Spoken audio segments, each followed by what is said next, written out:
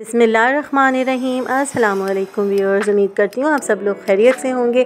तो आज मैं आपको दे रही हूँ मटन मसाला फ्राई की रेसिपी, जो बहुत ही आसान, बहुत इजी है और आप बकरीद वाले दिन बना सकते हैं बहुत ही आसानी के साथ मेरी इस रेसिपी से। तो ये आप देख रहे हैं व्यूअर्स कि कितने मज़ेदार सा मटन मसाला फ्राई मैंने रेडी किया है। उम्मीद करती हूँ कि आपको मेरी ये रेसिपी ज़रूर पसंद आएगी, बशर्त ये कि आप बिल्कुल बीच में से स्किप ना करें। स्टेप बाय स्टेप मेरी इस रेसिपी को आप देखेंगे तो जब आप मेरी इस रेसिपी को बनाएंगे ईद वाले रोज़ तो बहुत ही अच्छे रिज़ल्ट्स आने वाले हैं। तो आप देखिए मेरी रेसिपी।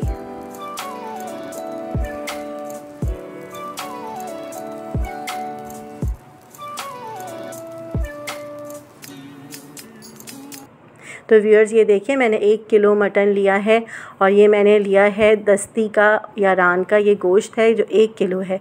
तो आप ये देख रहे हैं, इस तरह से आपको बोटियां करवा लेनी है। मैंने धो के इसको छलनी में रख दिया था ताकि पानी अच्छे से निकल जाए। तो ये देखिए, मैंने पतीली में डाला है पूरा गोश्त और इसमें मैं डालूँगी 2 टेबल स्पून पिसे हुए अदरक लहसुन के। आप बहुत सारा अदरक लहसुन पीस के पहले से ही रख लें।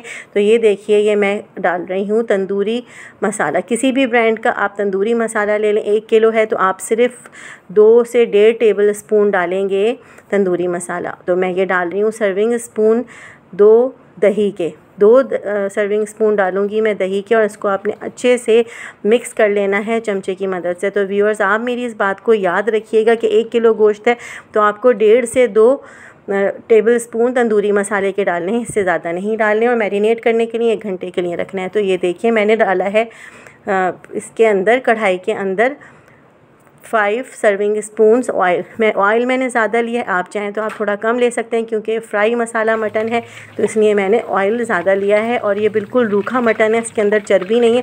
बकरीद वाले रोज़ अगर चर्बी हो तो आप ऑयल कम ले लें। तो ये देखिए, मैंने एक बड़ा सा चॉप किया हुआ टमाटर डाला।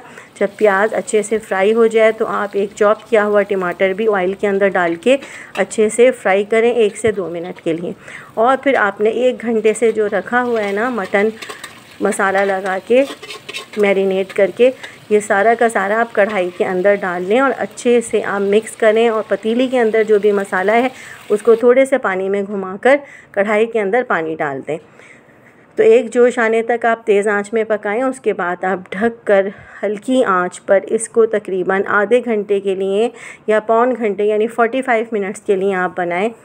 अगर गोश्त छोटे बकरे का है तो जल्दी गल जाएगा, अगर बड़े बकरे का है तो आपको इसको गलाना पड़ेगा। तो ये देखिए 45 मिनट्स हो गए और देखिए सारा का सारा पानी जो है वो खुश्क हो गया है।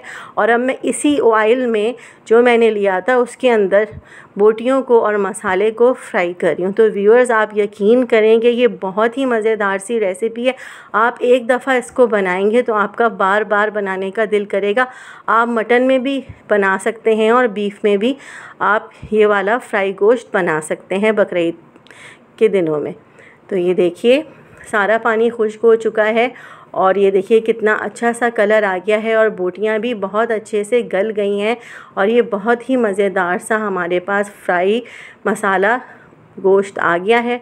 अब मैंने डाला है इसमें हरा धनिया पुदीना आप ज़रूर गोश्त के अंदर इस्तेमाल करें बकरीद वाले दिनों में। इससे ये होगा कि आपका हाजमा बहुत अच्छा रहेगा और गोश्त जो है वो ज़्यादा नुकसान नहीं देगा, यानी कि बहुत ज़्यादा भारी नहीं पड़ेगा स्टमक पर। तो ये देखिए, अदरक लहसुन और आपने बहुत इस्तेमाल करना है गोश्त के अंदर और हरा धनिया पुदीना हरी मिर्चों का। तो ये देखिए ज़बरदस्त सा हमारा मटन फ्राई मसाला रेडी हो चुका है। ये देखिए बहुत ही मज़ेदार सा ये देखिए रिज़ल्ट आया है। तो मैं उम्मीद करती हूँ व्यूअर्स आपको मेरी ये रेसिपी पसंद आई होगी और आप ये ज़रूर बनाएंगे। तो मुझे कमेंट्स में ज़रूर बता दीजिएगा। अब मुझे इजाज़त दीजिए, अपना बहुत ख्याल रखिएगा। अल्लाह।